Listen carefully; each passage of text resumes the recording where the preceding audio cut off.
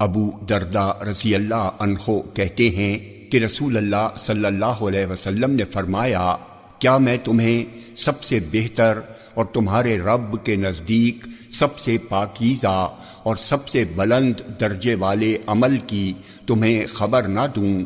وہ عمل تمہارے لیے سونا چاندی خرچ کرنے سے بہتر ہے، وہ عمل تمہارے لیے اس سے بھی بہتر ہے کہ تم میدان جنگ میں اپنے دشمن سے ٹکراؤ، وہ تمہاری گردنیں کاٹے اور تم ان کی، یعنی تمہارے جہاد کرنے سے بھی افضل۔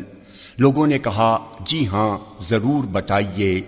آپ نے فرمایا، وہ اللہ تعالیٰ کا ذکر ہے۔ معاذ بن جبل رضی اللہ عنہ کہتے ہیں، اللہ کے ذکر سے بڑھ کر اللہ کے عذاب سے بچانے والی کوئی اور چیز نہیں ہے۔ جامع ترمذی حدیث نمبر 3377، یہ حدیث صحیح ہے۔